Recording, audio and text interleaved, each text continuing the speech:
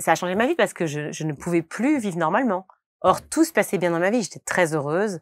J'avais un super métier, je me mariais, j'étais folle de joie, j'avais des beaux enfants magnifiques que je vois toujours aujourd'hui, qui sont vraiment mes amours aussi.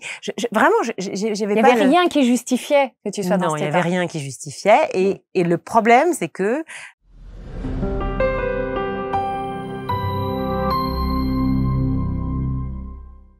Bonjour à tous et bienvenue sur ABC Talk TV dans l'émission « Et si on papotait ?»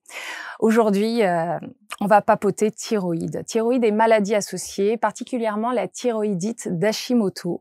Alors pourquoi on parle de thyroïde? Déjà, rappelons ce qu'est la thyroïde. La thyroïde, c'est une glande qui se situe ici. Elle est en forme de papillon. Elle se situe ici au niveau du cou, de l'avant du cou. C'est une glande qui va donc sécréter des hormones qui sont importantes pour la croissance, la reproduction, le sommeil, la faim, le métabolisme. Et il existe plein de maladies de la thyroïde, dont la thyroïdite d'Hashimoto, qui est due à une réaction auto-immune, tout simplement, qui va faire que l'organisme va détruire cette thyroïde, en tout cas les cellules de la thyroïde. C'est plutôt bénin, mais très fréquent. Il y a une incidence de 100 sur 100 000 par an, avec une forte prédominance pour la femme. Et c'est pour ça qu'on accueille aujourd'hui une femme qui s'appelle Virginie Guillaume. Bonjour. Bonjour Sandra. Donc Virginie Guillaume, tu as 46 ans, ouais. On a le droit de le dire. Tu es journaliste, animatrice télé, également comédienne. Tu es à la tête d'une émission quotidienne que je connais bien puisque je travaille sur la chaîne, donc sur School TV. Toi, tu es sur le grand JT de l'éducation. On rappelle, petite pub pour School TV, 217, chaîne 217 Orange, 247 Freebox, 124 Bouygues. Si vous avez envie d'aller faire un petit tour, je vous le recommande. C'est tous les soirs ton émission à 20h30 et tu traites de l'actualité de l'éducation. Oui. Tu as commencé ta carrière comme assistante de production, on est d'accord, notamment avec Thierry Ardisson, Guillaume Durand, Michel Drucker, on est d'accord. Tu as travaillé aussi sur France 2 et on va dire 2009-2010, tu as été à la présentation de La Nouvelle Star sur M6. Voilà. Oui. Il y a peut-être d'autres choses, j'ai fait un énorme résumé parce qu'il y a beaucoup d'autres choses puisque tu es... Tu as joué dans plusieurs... D'ailleurs, dis-moi tes autres actualités. Non, enfin, c'est très bien comme ça, c'est parfait. En gros, très résumé. En gros, j'ai fait de l'antenne assez rapidement, effectivement. D'abord sur France 2 quelques mois, après sur M6 et sur France 2. Et tu l'as dit, voilà, les émissions les plus connues, c'est Nouvelle Star, Les Victoires de la musique, Retour en terrain inconnu, plein d'autres. Et j'ai adoré ça. Et maintenant, School TV, on est sur la même chaîne ensemble. Et voilà, c'est une nouvelle aventure, mais une aventure hyper intéressante. C'est super. Tu as 2 enfants? Oui. On est d'accord. Ils ont quel âge? 6 et 13. 6 et 13 ans. Et tu es donc atteinte de la thyroïdite d'Hashimoto. Alors, c'est un mot qui peut parfois faire peur ou un peu compliqué. Quand est-ce qu'on t'a diagnostiqué ça, déjà? Alors, en fait, tu as raison de poser cette première question parce que tout est sur l'histoire du diagnostic. Quand on parle de thyroïde, et encore une fois, je ne suis pas une spécialiste, je suis pas médecin. Bien sûr. Je réagis parce que, voilà, je fais partie de ces gens qui vivent avec ça tous les jours. Quand on parle à un médecin de fatigue, en général, il pense à la dépression. Il pense à une infection. Il pense à une grippe. Enfin, des choses qui sont normales. En fait, on se pose des questions, voilà. Une fois qu'on a éliminé les premières raisons classiques, je n'ai pas ni mal à la gorge, ni mal à la tête, ni je ne sais quoi. Je n'ai pas de problème dépressif. En tout cas, j'en ai pas conscience, parce que bon, on peut se poser d'autres questions aussi après sur ce principe-là. Le médecin vous dit, écoutez, vraiment, je vois pas. Je pense que il faudrait quand même que vous recherchiez plus loin. Votre père n'est pas mort quand vous étiez jeune. À cause psychologique. Et ça, ouais, cette phrase-là, je l'ai, je sais pas, entendue 10 fois, un truc comme ça, à chaque fois. Je leur dis, non, attendez. Certes, je pense que tout le monde vit des choses un peu compliquées, etc. et tout. Ça a été une peine folle. C'est pas pour autant que je dors peut-être entre 18 et 20 heures par jour à certains moments, d'autres pas du tout, que je me sens hyper gonflée ici, que j'ai tout le temps mal au cervical, des symptômes qui sont un peu étonnants. Et à chaque fois, on me dit non, mais écoutez, je vois pas, on a fait des examens de sang. Et il y avait rien. Il y a rien. Et donc en fait, toute la problématique de la thyroïde d'Hashimoto, elle est là. C'est qu'en fait, la thyroïde, quand elle est testée de manière classique, elle peut, dans certains cas, je crois, pas, mais dans la majorité des cas, la thyroïde être normale. Donc, si tu testes pas les anticorps de la thyroïde, Ça veut dire concrètement, quand tu avais fait une prise de sang où il y avait TSH, je ne sais pas si tu te souviens, peut-être T3, T4, c'est ça? Ouais. Et tout était normal. Ce qui est toujours normal aujourd'hui, même sous traitement. Et toujours normal sous traitement. Il faut aller tester les anticorps. Hein. Je répète pour être sûr d'avoir bien compris. Oui, c'est ça. En fait, c'est une maladie, comme tu l'as dit, auto-immune. C'est-à-dire qu'en fait, forcément. tu crées. Alors, c'est un phénomène que peut-être que tu connais mieux que moi. Moi, on me l'a expliqué maintes et maintes fois et je ne saurais pas le décrypter sur le plan médical, mais tu crées les anticorps contre ton propre corps. Oui, c'est ça, en fait. Alors, tu es un peu, peut-être que les autodestructeur. Ouais, c'est ça. Mais si, mais c'est ça. Les médecins peuvent peut-être effectivement y voir une forme de déprime ou je ne sais quoi. Moi, je l'ai pas vu comme ça, en tout cas. Mais ce qui est certain, c'est que du jour au lendemain, ma vie a changé à partir du moment où on m'a donné effectivement une molécule qui s'appelle, la lévothyroxine. Enfin, donc, voilà, peu importe Lévothyrox. Voilà, peu importe le médicament. Mais on en parlera parce qu'il a changé. Justement, voilà. Mais effectivement, ça a changé ma vie parce que je ne pouvais plus vivre normalement. Or, tout se passait bien dans ma vie. J'étais très heureuse. J'avais un super métier, je me mariais, j'étais folle de joie, j'avais des beaux enfants magnifiques que je vois toujours aujourd'hui, qui sont vraiment mes amours aussi. Vraiment, j'avais pas... Il y avait rien qui justifiait que tu sois dans cet état. Non, il y avait rien qui justifiait. Et le problème, c'est que, alors, les endocrinos vont tous me tuer, mais ils sont très sympathiques, etc. Mais tant que... et souvent les hommes, hein, j'ai remarqué. Ah, ben, t'as le droit de dire tout ce que tu veux dans mon émission. Oui, j'ai le droit. Je te confirme, dans la vie aussi. Souvent, quand j'ai rencontré une endocrinofemme qui est géniale maintenant, j'ai découvert, et qui vraiment se préoccupe de ça, mais les autres avant me disent non, mais c'est bon. Votre thyroïde, elle est bonne, donc le reste, on s'en fout. On cherche pas plus. Il te laissait dans cet état? Dans l'idée, c'est bon, ça va passer. Voilà, jusqu'à ce que je rencontre un médecin généraliste génialissime et qui m'a dit, je pense que vous avez vraiment un sujet sur la thyroïde, il va falloir tester un peu plus loin. On va aller tester les anticorps. Et c'était un généraliste? Ouais. D'accord. C'était pas un endocrinologue? Non. D'accord. Et donc, il a testé et quand le diagnostic est tombé, quand on t'a dit, alors là, donc j'ai donc changé d'endocrino, hein, je suis pas un autre qui m'a dit oui, alors effectivement, bon, c'était un peu comme ça suffisant. Oui, c'était bon, faut savoir que c'était il y a quand même un petit moment, hein, c'était il y a 18 ans. Oui, une vingtaine d'années, oui, on est sur une autre génération. Un peu plus que ça. Et donc, à l'époque, le type me dit non, mais enfin, écoute, oui, enfin bon. On s'en fout. Enfin, vraiment, vous ne risquez rien de grave. Je dis, bah, tant mieux, c'est génial. C'est effectivement important. C'est important de comprendre qu'effectivement... Que c'est bénin. Je n'avais pas effectivement de tumeur, j'avais rien, c'était bénin. C'était pas grave en effet, sauf que mon quotidien était assez pénible. C'est pénible parce que, en fait, tu as un état où tu as mal partout. Alors, toujours le cas maintenant, malheureusement, ça c'est pas parti, mais musculairement. Et d'ailleurs, je crois que souvent, les problèmes de thyroïdite sont accompagnés de problèmes de polyarthrite et autres. Exactement. Voilà. Donc, du coup, j'avais les muscles, tu vois, et toujours maintenant, j'ai besoin de me masser, de m'étirer beaucoup de pilates pour ça. Parce que, en fait, il y a tout le système ici, là, les cervicales, le cou, qui était pris. Et c'est vrai que la thyroïde, gère toutes les hormones du corps. On sait à combien pour la femme, c'est précieux et important. Et du coup, je n'arrivais plus à tenir debout. J'étais crevée. Donc, je prenais du guarana toute la journée, mais ça ne changeait rien. Ça changeait rien du tout. J'ai été épuisée. Et on m'a expliqué, au fur et à mesure du temps, que avec une thyroïde Hashimoto, alors il y a Basdo et Hashimoto en gros. Alors, voilà. Tiens, vas-y, tu peux dire si tu connais. Non, je t'en prie, vas-y. Non, si je devais faire un résumé, Hashimoto, hypothyroïdie, la thyroïde qui fonctionne au ralenti, mais c'est vraiment, je vulgarise. Et Basdo, c'est l'inverse, hyperthyroïdie. Donc d'ailleurs, une de mes questions, dans tes symptômes, il n'y avait pas de prise de poids. Souvent, dans l'Hashimoto, on va avoir une prise de poids. Tu n'as pas eu ce type de symptômes? Alors, comme je suis hyper gourmande, je ne peux pas savoir si je dois associer les problèmes de thyroïde aux problèmes de poids. Ah oui. Tu vois, parce que je ne peux pas dire que je mange un radis, une tomate, c'est pas vrai. C'est-à-dire que tu aimes manger, j'adore cuisiner, j'adore bouffer. Donc, je ne peux pas dire clairement que ce soit lié à une prise de poids. Et puis, j'ai jamais fait, en dehors de mes grossesses, j'ai jamais fait des gaps énormes de prise de poids.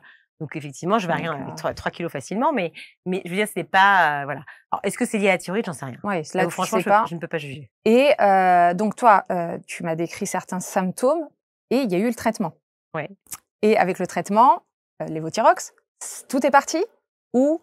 Bon, la fatigue est partie, elle s'est envolée. Non, alors vraiment, ça a été vraiment un changement énorme pour moi. Du jour au lendemain, je me rappelle... Je mettais la musique à fond, je dansais tous les soirs. Tellement l'énergie de redécouvrir, exactement cette énergie, sachant que entre-temps, je suis tombée enceinte et donc du coup, forcément, hormonalement, il y a une sorte de remise à zéro qui s'opère et donc il faut pouvoir, pareil, regraduer en fonction des besoins et cetera, les hormones. Mais clairement, la sensation de me dire: «OK, en fait, ça va». C'est «Ah oui, j'ai pu dormir 6 heures aujourd'hui et tout va bien, en fait, comme avant». Et ma vie est revenue normale et voilà. Sauf que, c'est très compliqué, je pense, pour un endocrino de pouvoir, juger du bon dosage, Du voilà, traitement. en lévothyroxine. Ouais. Et il y a eu tout un scandale au niveau du lévothyrox, et cetera. Actuellement, tu n'es plus, sous Alors oui, j'ai pas très bien suivi. Alors je sais pas si c'était un scandale ou pas, enfin, scandale. j'ai Ouais. pas mal lu, en fait, sur la question et certains effets étaient négatifs, d'après ce que j'ai compris, Mmh mh. du lévothyrox Mmh. et donc c'est pour Ça. ça qu'ils ont voulu modifier, ce médicament. Sauf que là où ça a fait «scandale» entre guillemets, c'est que tous, les, patients ou usagers comme moi qui utilisaient le lévothyrox étaient complètement dépités parce qu'on s'est dit: «Mais comment on va faire en fait? Qu'est-ce Ouais, qu'on qu'est-ce qu'on va mmh, prendre?» Et c'est vrai que ça arrive très souvent sur des médicaments comme ça qui sont si précieux, c'est par vrai. exemple pour le diabète, c'est la même chose et Oui. autres et donc du coup, il faut pouvoir associer les bons. Or, on s'est dit: «Comment faire?» parce que, il y a quelques médicaments, qui sont, soi-disant génériques ou en tout cas qui sont Mmh. associés, et qui, peuvent faire le même effet, mais en fait non, ils ne font pas les mêmes effets et donc j'en ai essayé plusieurs et celui qui me convient, je ne sais pas si on peut faire une pub pour un Tu médicament, tu je ne suis tu pas peux dire, sûre. Enfin vas-y, voilà, dis c'est le de nom. l'Euthyrox et D'accord. l'Euthyrox, enfin L apostrophe Euthyrox, effectivement me convient le mieux et c'est celui qui se rapproche le plus du lévothyrox. Bon, de toute façon, Parce après que ça va être variable d'une personne à l'autre, hein. oui, je C'est pense vrai aussi que parce qu'en fait, il y a un ouais. système de gouttes aussi pour ceux qui veulent et cetera, mais Mmh. je crois très sincèrement que le lévothyrox dans la nouvelle formule a été trop modifié puisque moi je l'ai essayé pendant 2 ans et en fait, enfin 1 an et demi et c'était une catastrophe. Mmh. J'avais plus du tout les effets bénéfiques que m'apportait le lévothyrox. Tu les avais pas et tu avais même pire, peut-être? Des Alors choses pire qui pire sont non, mais je apparues? me souvenais plus si tu veux, parce que quand en fait, Oui, c'est quand ouais, tu es c'est sûr. substanté, je Mmh. crois que c'est le terme, avec un médicament pendant des années, Mmh. tu as Tu un peu sais plus? oublié en fait, Oui. tu sais que tu dormais tout le temps, tu sais que mais si tu veux le côté, je sais pas comment expliquer, j'ai une autre maladie auto-immune qui est, l'allergie au gluten, mais sensiblement il y a les mêmes effets. C'est-à-dire qu'en fait quand ici les glandes intérieures commencent à enfler, à Mmh. s'inflammer, par exemple quand je Mmh. mange, Du gluten? du gluten, bon ce qui arrive plus maintenant parce que je fais très attention, mais bon, Mmh. ça peut m'arriver par défaut. Et bien j'avais la même chose avec la thyroïde et aujourd'hui encore, si par exemple, ça m'est arrivé une fois de partir en voyage et je n'ai pas trouvé, le médicament parce que j'étais à l'autre bout du monde et cetera, j'ai pas trouvé. Je me suis dit: «C'est pas grave, tout va bien et mais en fait, très honnêtement, j'avais l'impression de m'étouffer par moments. C'est-à-dire qu'en fait, la vraiment à l'intérieur, Mmh. ça gonfle, ça Bah, la étire ouais. Mmh. et donc Ça reprend de j'ai la dû, place. jouer et c'est sur un terrain que tu connais bien et sur l'alimentation. Justement. Bah, alors, c'est pas la question que je voulais poser tout de suite, mais je la pose puisque tu me lances là-dessus. Ouais. L'alimentation. Alors, est-ce qu'après tu t'es renseignée toute seule ou, tu as été voir, un professionnel, de l'alimentation pour adapter un peu, ton mode alimentaire? Parce qu'en plus, tu l'as dit, intolérance au gluten. D'ailleurs, dans les maladies, de la thyroïdite, d'Hashimoto, on a souvent d'autres choses associées, hein, donc tout va de pair, hein, en fait, hein, Virginie. Qu'est-ce que je vais avoir d'autre? Non, on va s'arrêter là Dites-moi quand tout. même. On s'arrête là. Mais au niveau alimentaire, comment, tu t'en es sortie et qui t'a donné les clés? Mais en fait, le coup de alors c'est toujours pareil, on sait jamais l'esprit, le cerveau comment est-il fait? Est-ce que tu te crées ton truc pour te protéger en fait Mmh. ou est-ce que finalement, Ouais. ça arrive, c'est pas plus mal, j'en sais rien. Toujours est-il que l'allergie au gluten m'a permis peut-être aussi de m'aider dans cette espèce de problématique de thyroïde d'Hashimoto et donc du coup, déjà d'éviter, toutes les farines, qui sont pas les bonnes pour Mmh. moi, ça m'a permis voilà, de me sentir un peu plus à l'aise, et un peu mieux. Je crois qu'il y a un vrai sujet sur l'iode. C'est Alors, ça. Mmh. j'avoue, je n'ai pas vraiment, suivi des faits, d'autant que si j'ai la moindre opportunité d'aller plonger, dans la mer et de pouvoir boire entièrement, telle une vague pour essayer de surfer, l'Atlantique, je le fais. Donc je sais pas vraiment, voilà et puis, j'avoue que les algues, quand je vais manger des petits maquis me plaisent bien. Donc je ne sais Donc pas ça tombe réellement. bien, en fait. Je ne sais pas s'il y a des positifs ou négatifs, parce que j'ai cru comprendre qu'il fallait faire attention quand même. Alors, il faut que ça soit un apport en iode modéré. Il en faut pas trop, mais pas trop peu non plus. C'est super. Je réponds à la question entre deux. Ce qu'il faut éviter surtout, c'est les aliments goitrogènes. Je sais pas si on t'en avait parlé. C'est quoi Choux, brocolis, chou-fleur, épinards, qui eux vont avoir tendance à interférer en fait avec la fonction thyroïdienne. Donc, il y a certains aliments qu'il faut un peu plus éviter. Ah bah. Alors, dis-moi, alors, chou, brocoli. Alors, en général, choux, brocolis, chou-fleur, hein, moi, toute la famille des choux. Les épinards, le millet. Non, parce que comme tu manges sans gluten, je me suis dit, tiens. Et le soja, d'ailleurs. Ouais. Le soja va avoir tendance à interférer. J'en mange pas parce qu'en fait, il y en a plein. C'est blindé de gluten. La sauce soja est blindée de gluten. Ah oui, la sauce soja, voilà. Mais ça aurait pu être le soja, la légumineuse pure que tu mangerais. Parce que, alors, il y a ce problème de thyroïdite d'Hashimoto. Tu as la problématique de intolérance au gluten. Maladie cœliaque, ça a été... Cœliaque, non, parce qu'en fait, je crois que cœliaque, on tombe dans le coma quand même. Hein. C'est vraiment sérieux. Hein. Moi, c'est pas si sérieux que ça. Mais il y a des symptômes digestifs. Ah oui, non, voilà, je confirme je pars facilement à l'hôpital, mais oui, voilà. je ne risque rien. Oui, bon. Alors, on n'est pas dans l'allergie, on est dans l'intolérance, oui, effectivement. Tu n'as rien d'autre à déclarer? Mille choses. Tu me demandes ça la veille des élections, je te le dis, 1000 choses à déclarer. Mais alors, point de vue maladie, non, c'est bon, je m'arrêterai là. C'est déjà pas mal. C'est pas mal. Et justement, ça me permet de rebondir sur comment tu vis au quotidien, tout ça. Alors, même si ça fait déjà plusieurs années, ça a été très difficile au début. Comment ça s'est passé avec ton entourage? Est-ce qu'ils comprenaient que tu mangeais pas comme tout le monde, finalement, ne serait-ce qu'avec la maladie cœliaque, la thyroïdite qui te fatiguait avant qu'on sache que ça soit ça? Comment le début, est-ce que tu te souviens? Alors, la thyroïdite, c'est-à-dire que bon, mon entourage était forcément un peu inquiet pour moi en se disant, oh, c'est bizarre, elle dort tout le temps. Enfin, pas tout le temps d'ailleurs, hein, c'était par période, parce qu'en fait, la thyroïde, forcément, elle évolue en fonction des hormones, etc. Donc ça, faut le comprendre aussi, c'est que alors une femme est assez habituée, mais un homme forcément a du mal à comprendre comment ça peut varier comme ça. Et j'avais pas de variation d'humeur, mais j'avais des variations de fatigue, vraiment. C'est-à-dire j'ai de l'énergie et j'en ai pas. Et il faut comprendre que même avec, je les connais tous, hein, c'est-à-dire que j'ai un répertoire sur les vitamines C, les compléments alimentaires, type, je te disais, ginseng, guarana, etc.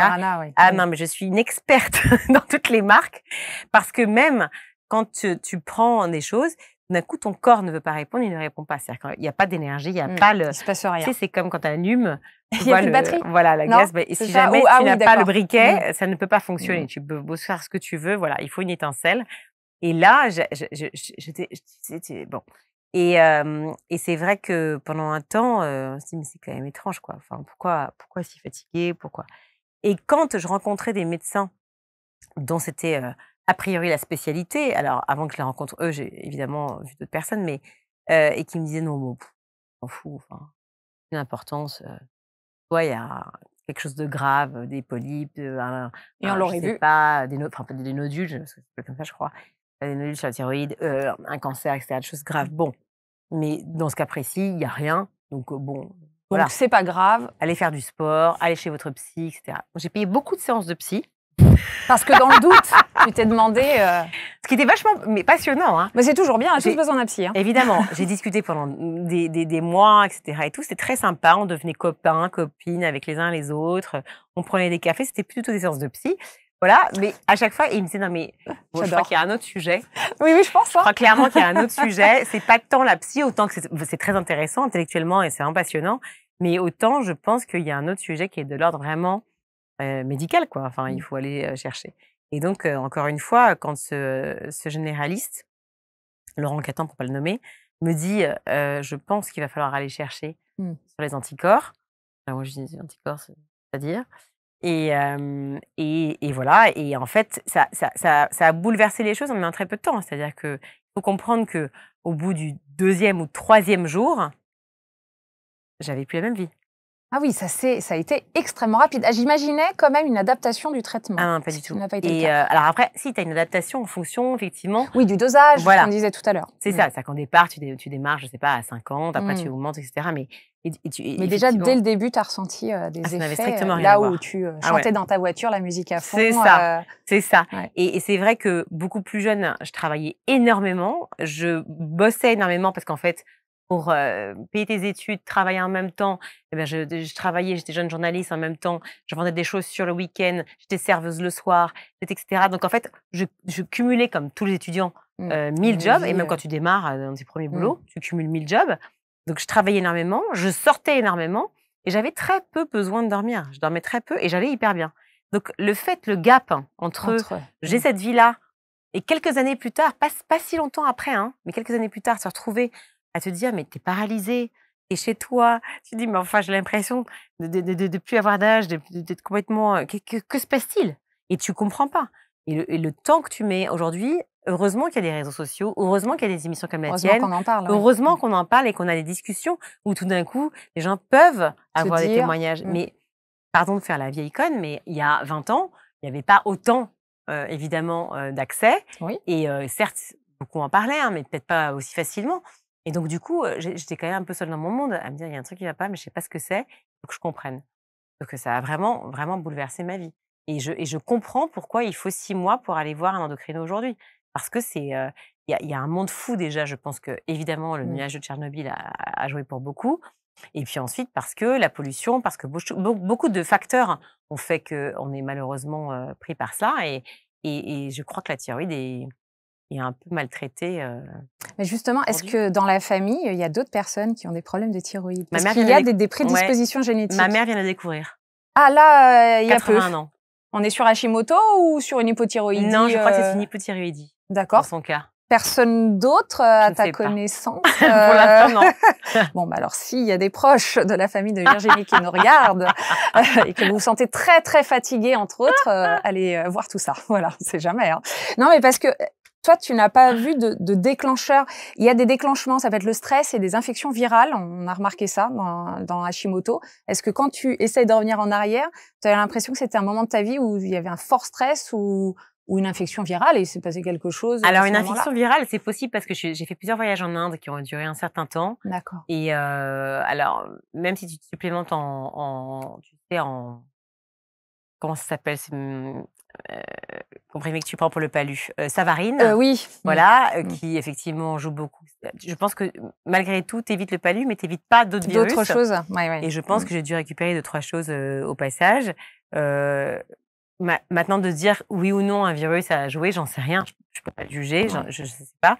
Coup de stress, j'en ai eu 1000 comme toi, comme tous. Enfin, je Comme pense que tous, tous mais ceux pas qui me un regardent stress, il n'y a pas aujourd'hui, eu un décès à ce moment-là, alors quelque si, chose de très justement, fort. j'en Ah, ai eu un quand j'étais très jeune, mais mais bien celui de mon avant. père. Mais est-ce que ce serait ça qui a déclenché? C'est possible. C'était pas concomitant, c'était pas au même moment. Non, pas du tout. Ouais, Mais donc peut-être tu pas. sais comme c'est le Oui, cerveau, bon. il peut y avoir ce moment à C'est retardement. fort possible, et c'est d'ailleurs c'est pour ça que je plaisantais, je charriais un peu les médecins, mais c'est aussi pour ça qu'ils disaient: «Non mais allez voir quand même un psy pour voir si, c'est pas ça qui prédomine et qui reste et qui Ah fait que vous êtes oui, ce que fatigué». tu disais, effectivement. Sauf que je l'entends, hein, mais bon, on se connaît quand même un peu soi. On sait ce qui se passe.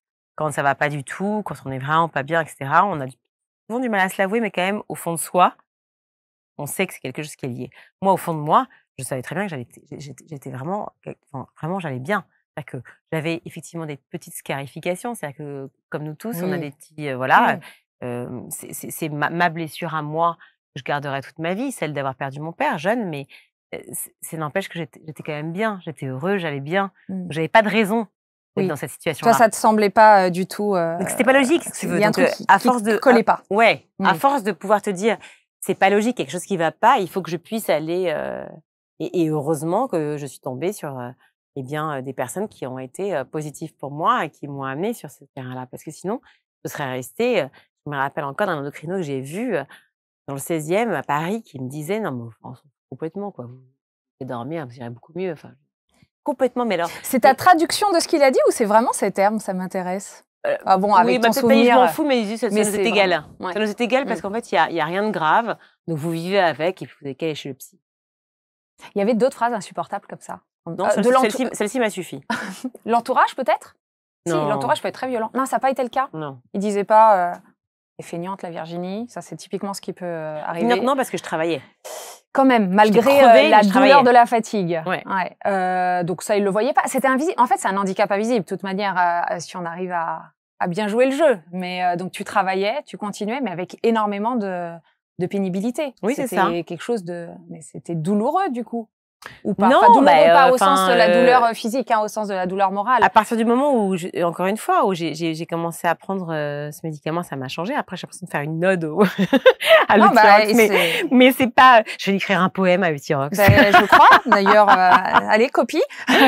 Mais non, mais c'est la magie, c'est la magie de la santé en fait. C'est-à-dire que j'ai un tel respect pour le corps médical, pour l'hôpital, pour la santé de manière générale, etc. et tout.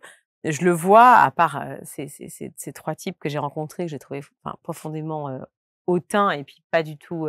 Mais tous les autres, à ce point de voir que en 2 secondes, ton quotidien va changer pour quelque chose qui n'est pas grave, encore une fois. Hein. Oui, c'est important de le répéter. Mais c'est fréquent. Voilà. C'est pour ça qu'on en parle aujourd'hui, parce que c'est bénin, mais fréquent et mine de rien handicapant. C'est pas grave, ça ne change pas ta vie, ça ne il y a pas de ça change pas ta vie. Je ne risquais rien. Voilà, je ne risquais rien. Ce qui est déjà très rassurant parce que au départ, on a un peu peur forcément, on pense que ça à soit tout quelque chose de grave. Mais le fait de pouvoir justement être dans cette logique réparatrice très vite, c'est génial. Ouais. Donc là aujourd'hui, tu vis normalement, enfin en tout cas depuis qu'il y a le traitement, tu fais du sport, tu as toujours cette énergie d'il y a 20 ans. Bon, peut-être pas parce que il y a l'âge, désolée Virginie. Non, peut-être même pas d'ailleurs. Tu es peut-être même plus en forme. Non, bah non, quand même pas. Ah, on sait jamais. Je voulais que tu nous vendes du rêve, Virginie. Non, forcément, c'est logique. Mais je suis plus en forme que le moment où effectivement je dormais tout le temps, et c'est incontestable.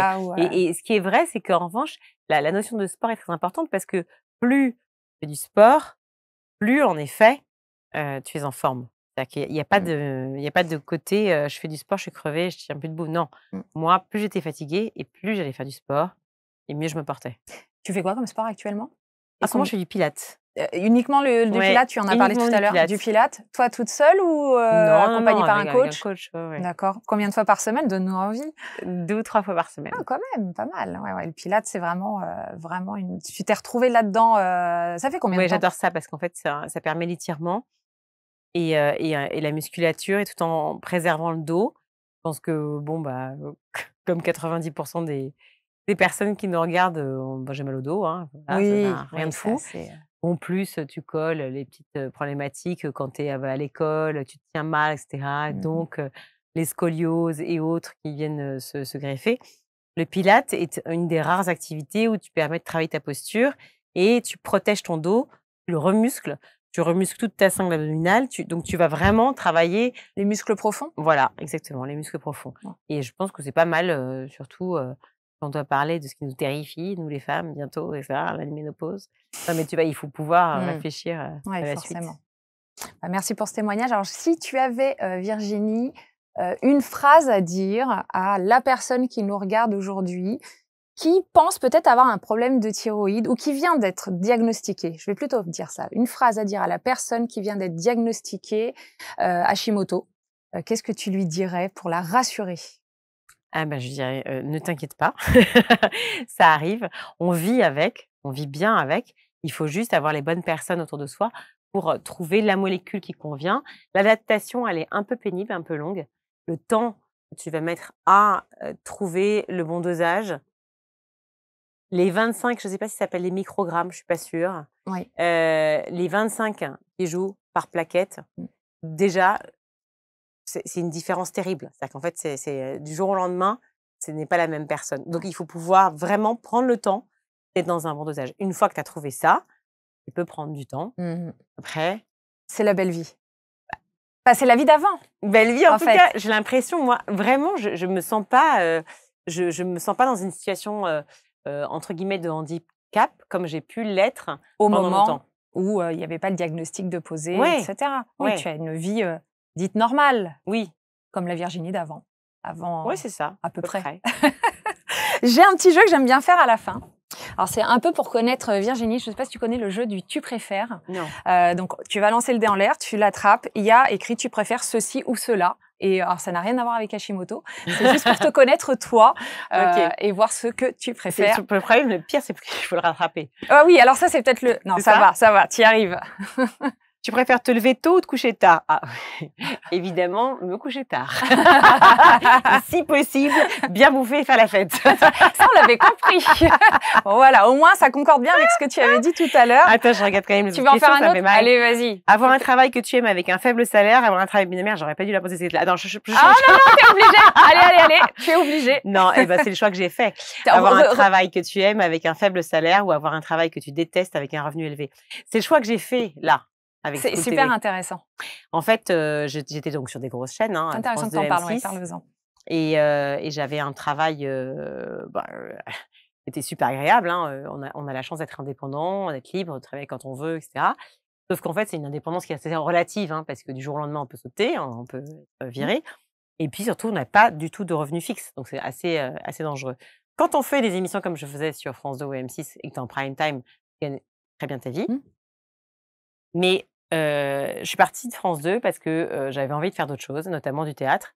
Et puis, il y a eu le Covid. Enfin, il y a eu plein de raisons qui ont fait que j'ai fait du théâtre, j'ai fait plein d'autres choses. Et puis, je suis arrivée chez School TV. Mais School TV, pourquoi? Parce qu'au moment où je rencontre ceux qui me proposent d'aller chez School TV, j'avais une autre proposition pour revenir sur une grande chaîne. Mais la proposition de School était plus intéressante à 2 titres. La première, c'est parce que c'est la création d'une chaîne, déjà, et consacrée à l'éducation. Et vraiment, j'avais très envie de me consacrer à ce sujet qui, pour moi, comme la santé, est essentiel. Et la deuxième, c'est parce que c'est une émission régulière, une quotidienne, où on avait le temps de pouvoir, comme tu le fais maintenant, parler avec les invités, pouvoir échanger, pouvoir comprendre, décrypter, comprendre des mécanismes et savoir comment ça marche. J'étais hier, par exemple, avec le numéro 2 du Parti socialiste. Quand tu vois dans quelle situation nous sommes aujourd'hui, tu imagines bien que 25 minutes avec le numéro 2 du PS qui t'explique la situation politique, qui essaie de te faire comprendre quelle est sa vision de l'école et comment ça va avancer, c'est génialissime. Tu es au cœur de ce qui se passe, tu es au cœur de la société. Tu prends le temps. Tu as l'impression de faire partie à un tout petit échelon, mais peu importe. Tu vois, comme toi tu le fais. Ceux qui vont te regarder vont se dire, bah tiens, moi j'ai appris des trucs. Voilà, si je touche une personne, je suis contente. C'est pareil pour toi. Et donc, en fait, voilà. Et c'est pour ça que j'ai préféré aller sur School, alors que, oui, c'est divisé par 3 ou 4 le salaire, je pense. Ouais, mais c'est un beau témoignage. J'aime bien qu'on ait terminé là-dessus. Bon, bah j'arrête, je ne lance plus. Tu veux pas un petit troisième? Tu peux, tu as le droit. Est-ce que tu peux nous donner, avant qu'on se quitte, tes actualités? Là, tu tournes dans quelque chose? Non, pour l'instant, School TV tous les jours, en quotidienne donc. Et on va s'arrêter pour l'été parce que ça fait partie de la grille. Elle s'arrête de manière assez classique l'été. Et je recommence à la rentrée. Et puis, il y aura certainement d'autres nouveautés pour la rentrée. D'accord. Merci encore, Virginie, Merci à toi. d'avoir nous avoir éclairé là-dessus. Merci à vous de nous avoir suivis et à très bientôt.